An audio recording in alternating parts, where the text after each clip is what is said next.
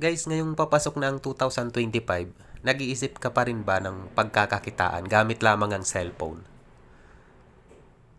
Baka naman matatapos na naman yung taon, itong papasok na 2025, naka-stuck ka pa rin dyan sa ginagawa mo.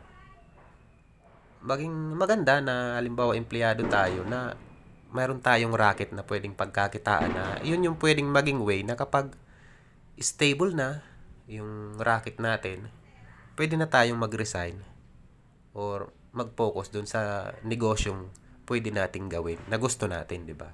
Alam nyo ba na ang pagbablog ay isang way or tool na pwede kang kumita ng malaking pera? Sabihin natin, yung iba nga milyon eh. Nag-ano sila, nagpo-full time, di ba? Nagpo-focus sila kasi talagang malaki yung pwedeng maibigay sa kanila na hindi lang naman about sa financial, sa pera, di ba? Kanina, tiningnan ko yung palitan ng dolyar sa peso.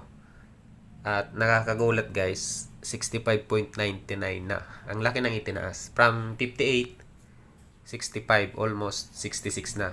So, $8. Diba? Grabe.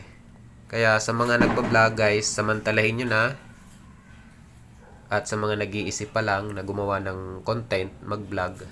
Ang pagbablog guys sa YouTube ay napakagandang sabihin nating racket o hindi na racket, sa iba nga ginagawa na tong negosyo eh. Talagang pagkakakitaan. Nagpo full time sila.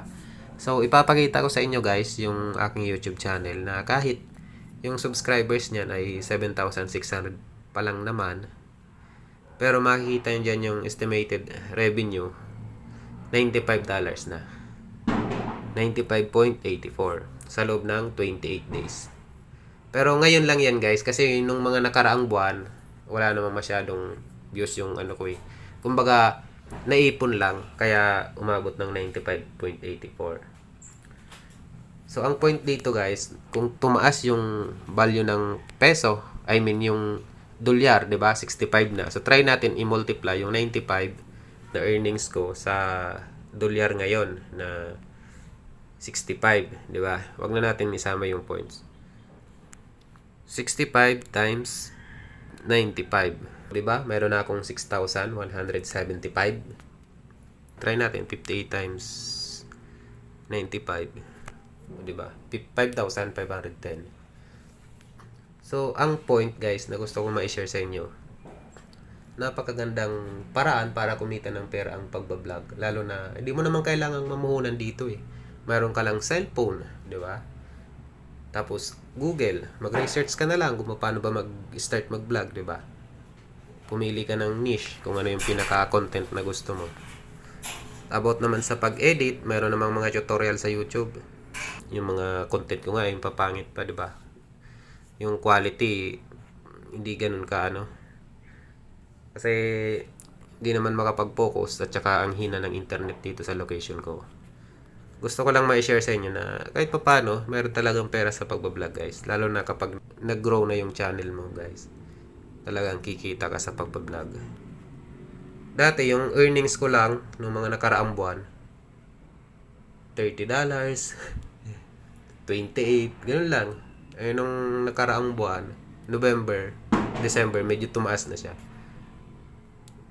Kasi may mga videos ako na in-upload ko pa nung mga nakaraang buwan. Yung iba nga taon na eh. Nagkakaroon pa din ng mga views. 'Di ba? Kung mapapansin nyo, yung sa analytics natin, share ko sa inyo. Yan, real time. Sa loob ng 48 hours guys, nakakuha pa ng 6,435 na views. 'Di ba? So itong paano ang tamang pag-setup, yan yung nakakakuha ng malaking views, 'di ba? So try natin itong buksan, itong paano magkabit ng speaker. Yung views niyan ay nasa almost 16,000 na guys, 'di ba? Yung earnings 9.47. So sabihin natin $10 yan, i-multiply lang natin sa 60. O di ba, meron na akong 600. Eh kahit yung video na yan, matagal ko nang in-upload. Nakaka-earnings pa ng daily, siguro mababa lang naman. Pero naiipon kasi ang guys eh, di ba? 0.08. Oh, di ba, guys? Sa loob ng isang linggo, 0.40. almost kalahating dolyar na yan. Kung 60 ang dolyar ngayon, di nasa ano din, more or less 20 pesos, di ba? Uy, wala naman akong ginawa dyan, di ba? Nag-earnings pa. Kahit maliit lang, kung marami kang video, may ipon din yan. Kaya nga sa akin, naipon eh. Yan, meron akong 95.84. Iipunin ko lang yan. Siguro, mga 5 months pa. Baka umabot na yan ng $200, $300, or $400. Pwede na yan i-withdraw. Yun. So, yun lang guys. Sa mga nagbabalak mag-vlog sa YouTube, wag na kayo magpatumpik-tumpik.